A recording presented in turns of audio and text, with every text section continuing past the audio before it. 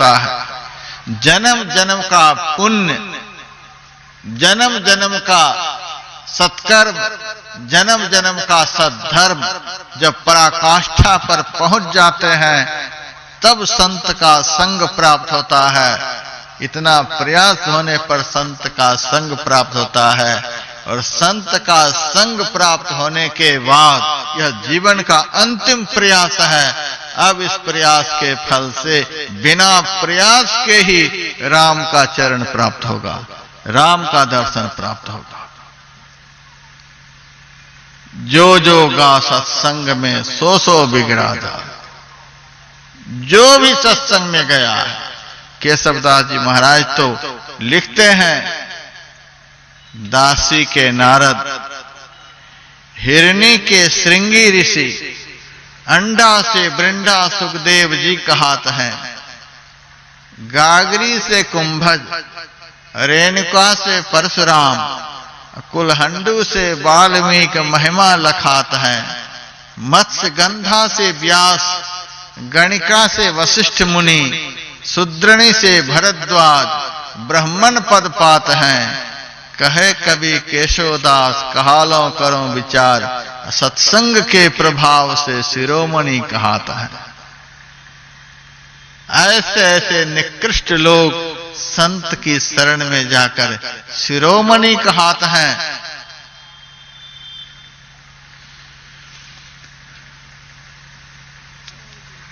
भगवान श्री राम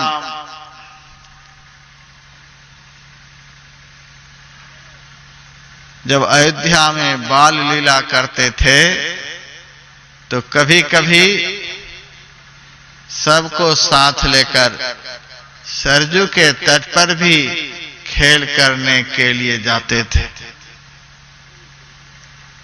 एक दिन समस्त अयोध्यावासी बालकों के मन में हुआ कि भगवान के साथ हम लोग गेंद खेलेंगे,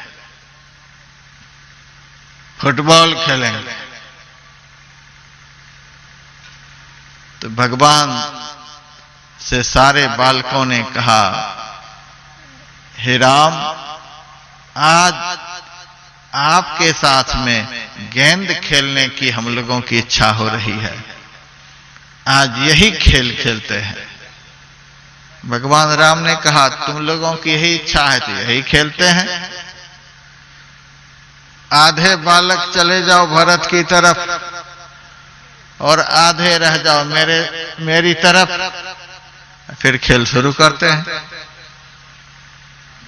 भगवान ने तो कहा था आधे मेरी तरफ रह जाओ, आधे भरत की तरफ चले जाओ, दो भागों में विभक्त हो जाओ, खेल शुरू करते हैं। लेकिन भगवान के कहने पर भी कोई भी बालक भगवान की तरफ नहीं रहे, सब के सब चले गए भरत जी की तरफ। अब भगवान चुपचाप खड़े हैं। अब खेल हो कैसे? दो भागों में जब बच्चे विभक्त होंगे तब खेल शुरू करेंगे। तो भगवान चुपचाप खड़े हैं, भरत जी भी खड़े हैं। अब दो भागों में विभक्त हो तो खेल शुरू हो, लेकिन सारे बच्चे भरत को छोड़कर राम की तरफ जाते ही नहीं। कुछ बड़े बूढ़े लोग भी गए हुए थे खेल देखने के लिए। उन लोगों ने इन बच्चों से कहा, अरे कैसे मूर्ख हो, राम तो परमात्मा है, भगवान है, मर्यादा पुरुषोत्तम है, देवताओं की प्रार्थना से मनुष्य के रूप में अवतार लिए हैं। धर्म तो कहता है कि सबको राम की तरफ ही होना चाहिए, राम का ही आश्रय लेना चाहिए। लेकिन तुम लोग कैसे कि राम को छोड़कर सब भरत की तरफ लग गए। खेल भी करना चाहते हो, खेल भी नहीं होने देते। दो भागों में विभक्त हो जाओ। सारे बालकों ने कहा, आप लोग सही कहते हैं कि राम भगवान है, राम ब्रह्म है, राम की तरफ होना चाहिए। लेकिन आप लोग राम को जानते हो लेकिन भरत को नहीं जानते हो। राम ब्रह्म है तो सुनिए, भरत संत हैं। राम की तरफ हम लोग होंगे तो राम के पीछे रहना पड़ेगा, राम आगे आगे खेलेंगे। हाँ, ऐसा ही होगा। तो बालकों ने कहा, ब्रह्म से विमुख होने के बाद तो जीव को माया पकड़ लेती है। राम के पीछे होंगे यानी राम के विमुख होंगे, राम के विमुख होते ही माया पकड़ लेती है। उसी जीव को माया पकड़ती है जो जीव राम से विमुख हो गए हैं। तो जैसे उनके पीछे होंगे कि माया पकड़ लेगी।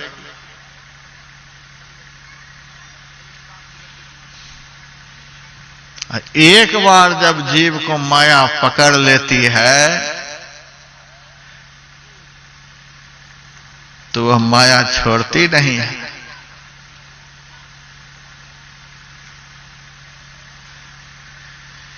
यहां देख रहे हैं आप लोग, आराम से बैठे हैं। कोई कुर्सी पर बैठे हैं, कोई पुआल पर बैठे हैं, दरी पर बैठे हैं, मंच पर बैठे हैं, आराम से सब बैठे हुए हैं।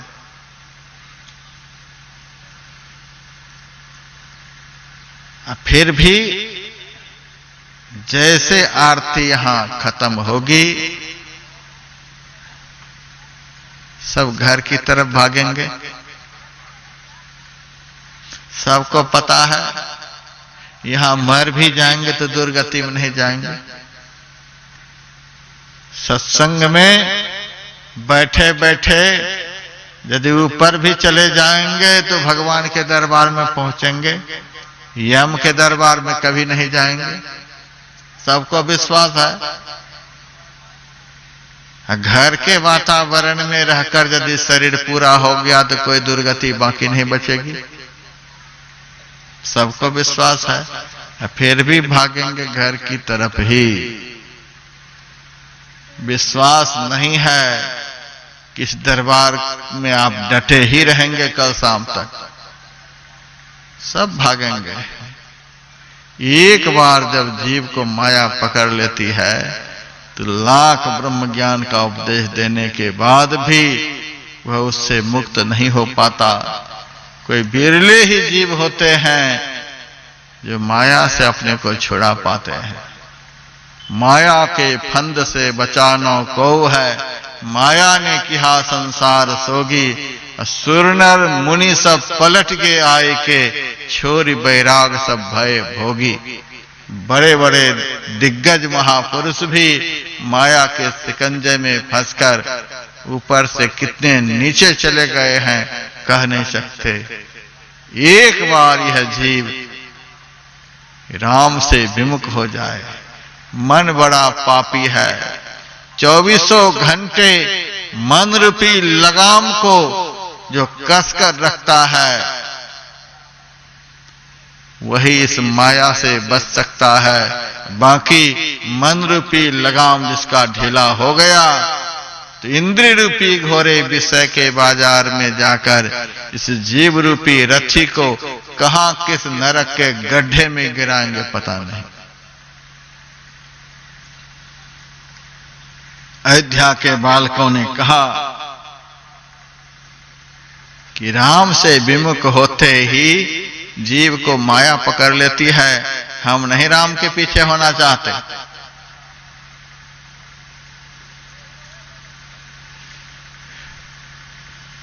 अयोध्या के लोगों ने कहा कि भरत के भी तो पीछे ही रहना पड़ेगा। भरत के पीछे सारे चले गए तो भरत के पीछे क्या होगा? तो सारे बालकों ने कहा भरत के पीछे होने से क्या होगा? भरत जी संत हैं, संत के पीछे भी खड़े होंगे तो राम का सामने दर्शन होता रहेगा। राम के पीछे होने पर तो माया पकड़ लेगी, संत के पीछे होने पर भी राम दिखते रहेंगे। इसीलिए संत के पीछे रहने में भी आनंद है। मेरे से कभी कभी कोई कहते हैं कि महाराज, गुरु महाराज का आसन लगा हुआ है, आपका आसन मैं किस तरफ लगा दूं? आजकल आसन की भी बड़ी लड़ाई है, इधर तो उधर, इधर तो उधर। कितनी बड़ी प्रतिष्ठा का हनन समझते हैं। एक तरफ ब्रह्म ज्ञान और दूसरी तरफ अज्ञानता की सीमा। इधर तो उधर, इधर तो उधर। हम कह देते हैं कि संत का आसन लगा हुआ है, किसी भी तरफ मेरा आसन लगा दो, ऊपर लगा दो, नीचे लगा दो, बाएं लगा दो, दाएं लगा दो, पीछे लगा दो। संत के किसी भी तरफ रहने से भगवंत से डायरेक्ट संबंध बना हुआ रहता है। किसी भी तरफ आसन लगाओ, संत के पीछे रहने में भी उतना आनंद, संत के आगे रहने में भी आनंद, संत के नीचे रहने में भी आनंद, संत के कंधे पर भी कोई बैठ जाए तो भी आनंद। अरे बच्चे हैं, कहीं भी रहेंगे संत का बनकर रहेंगे तो आनंद ही आनंद है। संसार का बनकर कहीं भी बैठेंगे तो आनंद जीवन में आ नहीं सकता है। संत का बनकर रहना है। तो भरत जी संत हैं, उनके पीछे रहने में भी आनंद है। तो लोगों ने कहा, फिर खेल कैसे खेलोगे? भरत जी ने कहा, चलो बहुत आध्यात्मिक विश्लेषण हो गया, अब आधे जाओ भगवान की तरफ।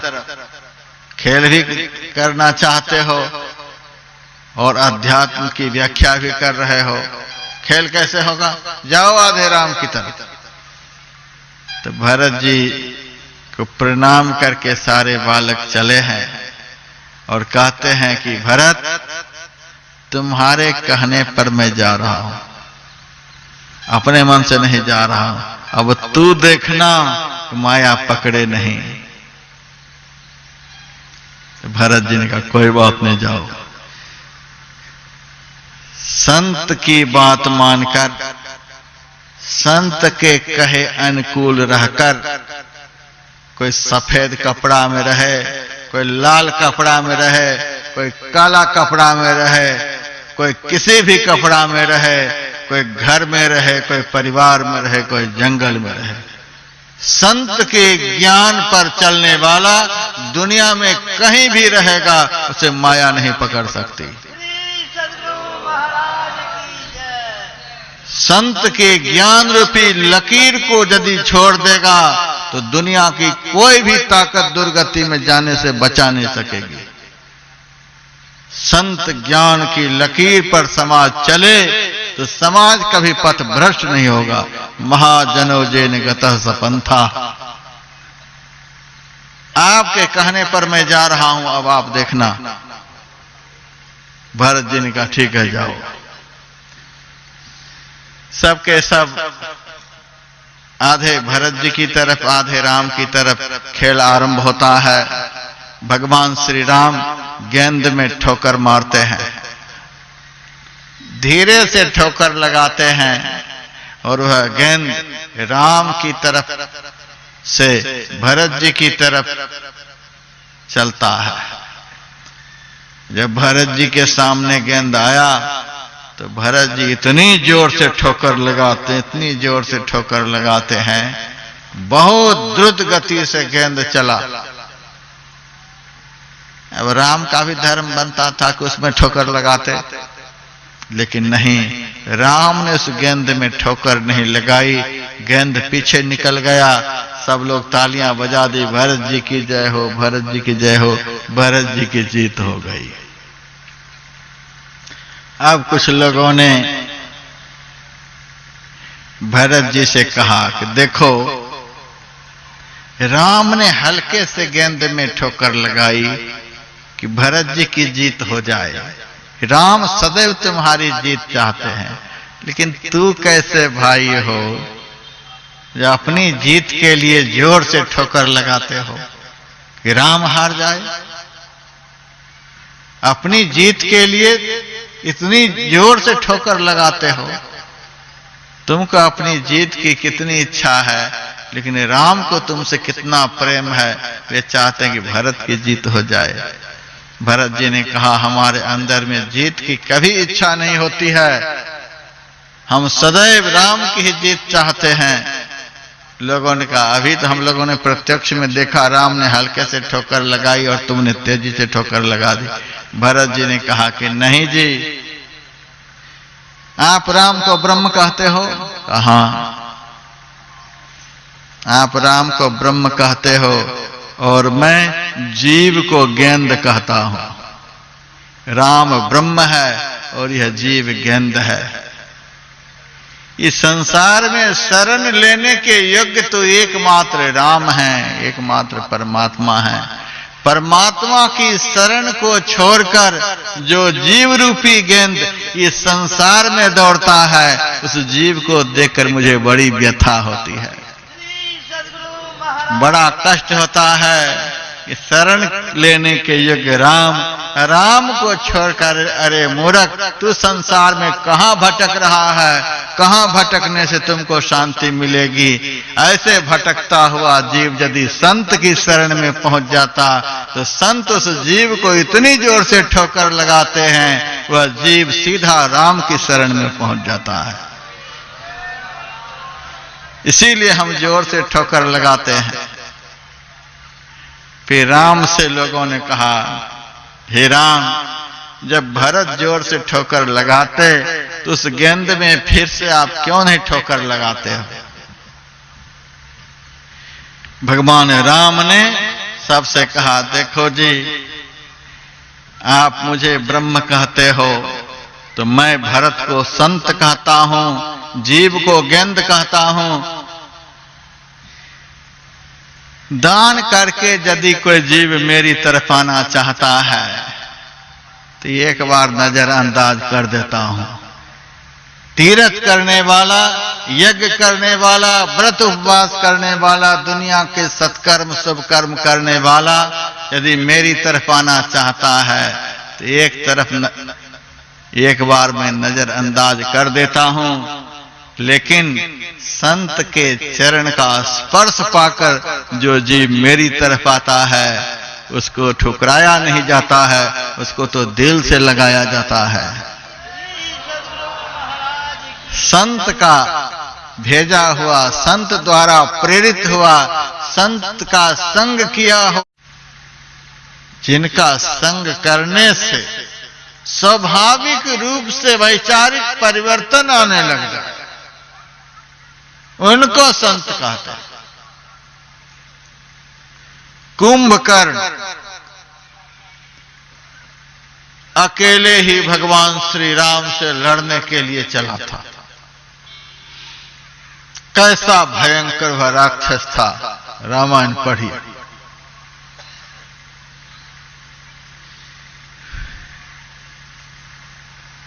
कुंभकर्ण आ रहा है भगवान से लड़ने के लिए।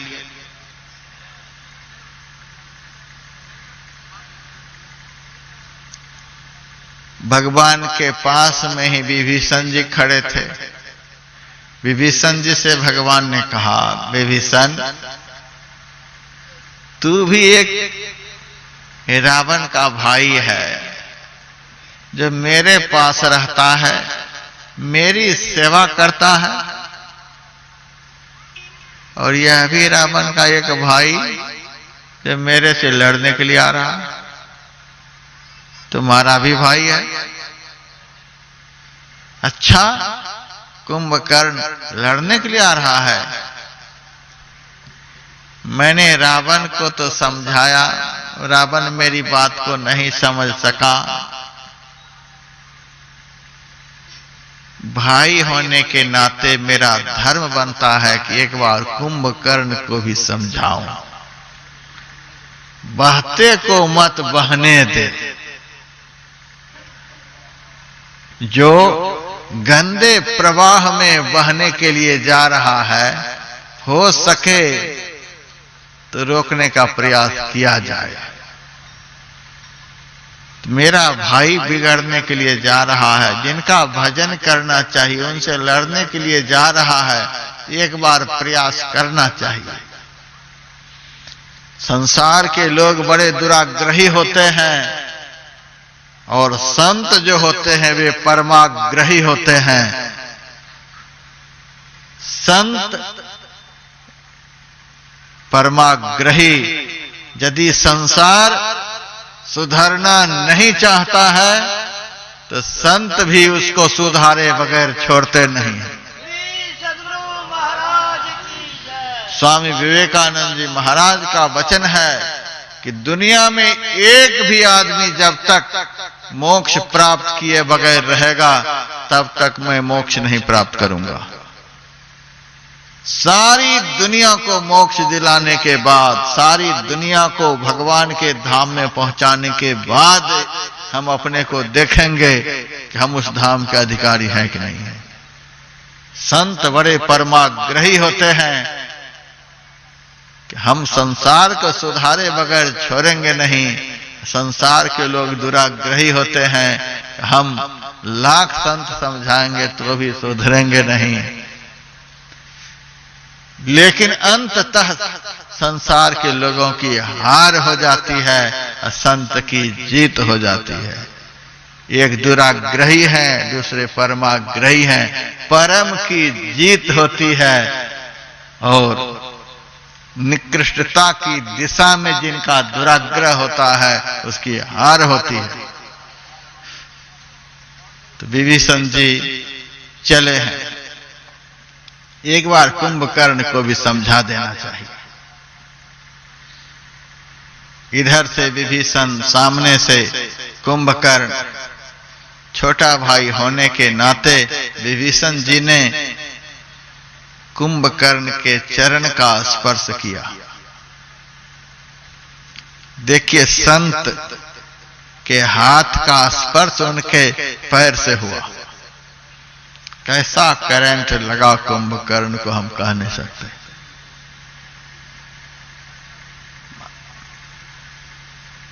सवा लाख पावर की विद्युत धारा भी उस जोर से आदमी के ऊपर असर नहीं कर सकता। जैसे ही विभीषण जी के अंग का स्पर्श होता है वैसे ही झटका लगा कुंभकर्ण को। नशे में उन्मत्त हुआ चला जा रहा था, कुछ सामने दिख नहीं रहा था। कुंभकर्ण की आंखें खुलती हैं और वह कुंभकर्ण कहता है, अरे कौन हो, मुझे कौन प्रणाम कर रहे हो? देखिए, तुरंत मन बदल गया, स्वभाव बदल गया। राम से लड़ने वाला तो प्रणाम के योग्य कभी भी नहीं हो सकता है। राम से द्रोह करने वाला आदर के योग्य कभी भी नहीं हो सकता। राम के प्रति मलिन भाव रखने वाला कभी भी संसार में सम्मान के योग्य नहीं हो सकता। लेकिन मेरे ऐसे पापी को आज कौन नमन कर रहा है?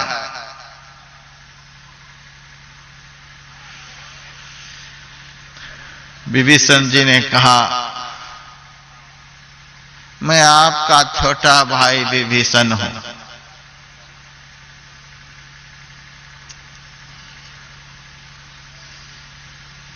कुंभकर्ण ने कहा, इधर कहां से आ रहे हो?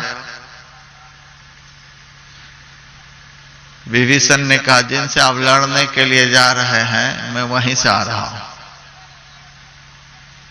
तो तू वहां रहता है? कहा, रावण को मैंने बहुत तरह से समझाया था लेकिन वह नहीं समझा, मेरे ऊपर चरण का प्रहार कर दिया। उसी दुख के मारे मैं राम की शरण में चला गया। दीन जान करके राम ने मुझे अपना सेवक बना लिया। मैं राम की सेवा करता हूं। जिनसे लड़ने के लिए जा रहे हैं उसी के सेवा में उनके छोटे भाई रह रहे हैं, लेकिन इस बात से उनके मन में दुख नहीं हुआ। पहले तो अंग का स्पर्श हुआ, दूसरे नंबर में इस आंख से संत का दर्शन भी हुआ। विभीषण जी संत हैं, रामायण में लिखा हुआ है, तुम सारिखे संत प्रिय मोरे, धरो देह नहीं आन निहोरे। हे विभीषण, तुम्हारे जैसे संत के लिए ही मेरा अवतार होता है और दूसरा कोई कारण नहीं है। तो दर्शन भी हुआ और अंग का स्पर्श भी हुआ, और क्या वैचारिक परिवर्तन आया है। विभीषण को देख करके आंख में आंसू आ गई और कुंभकर्ण कहता है, बंधु वंश तय कीन्ह उजागर, भजेहु राम करुणा सुख सागर। धन्य धन्य तय धन्य विभीषण, भयउ तात निश्चर कुल भूषण। हे भाई, तूने इस वंश को उज्जवल कर दिया जो राम का भजन किया। तू धन्य है, धन्य है, धन्य है। राम का भजन करने के कारण, राम की सेवा में रहने के कारण तूने अपना जीवन तो धन्य कर ही लिया, तुमने अपने वंश को भी धन्य कर दिया, और तुम्हारे जैसे संत का भाई कहलाने के कारण आज मैं भी धन्य हो गया। धन्य धन्य तय धन्य विभीषण। यह जो कहा कि तुम्हारे जैसे संत का भाई होने के कारण मैं भी आज धन्य हो गया।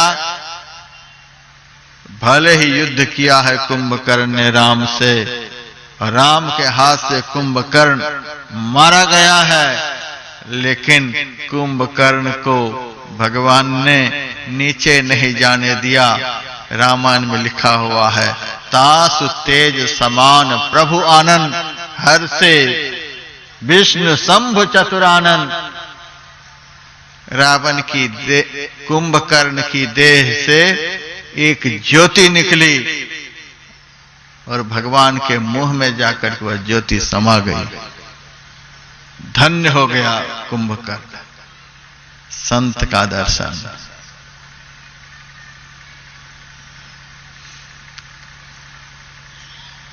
हम लोग जब फ्लाइट से दिल्ली से बेंगलुरु जाते हैं और भी किसी शहर में जाते हैं, तो पहले ही फ्लाइट की अच्छी तरह से जांच हो जाती है।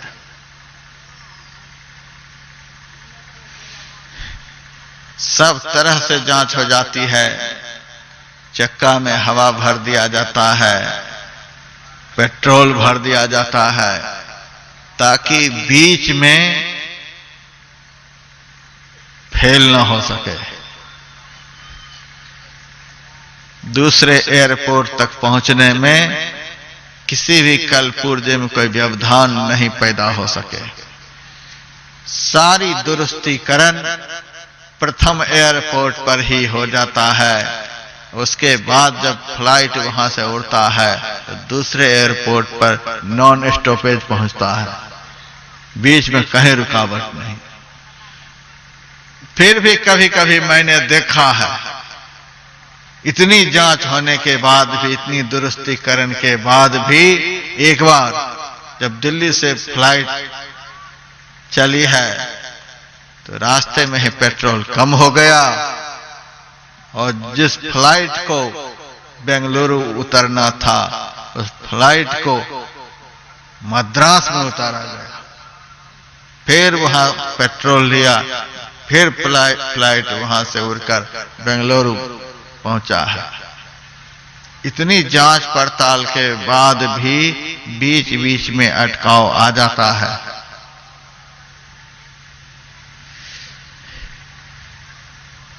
हम कभी कभी इन सब बातों पर विचार करते हैं। संत जो होते हैं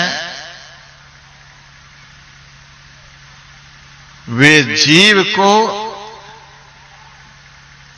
इतना दुरुस्त कर देते हैं, इतना परिपक्व बना देते हैं इतना ज्ञान, इतना ध्यान, इतनी बुद्धि, इतना विवेक, इतने सद्गुण जीव के अंदर संत भर देते हैं कि वह जीव नॉन स्टॉपेज परमात्मा धाम में पहुंच जाता है, बीच में नहीं रुकता है।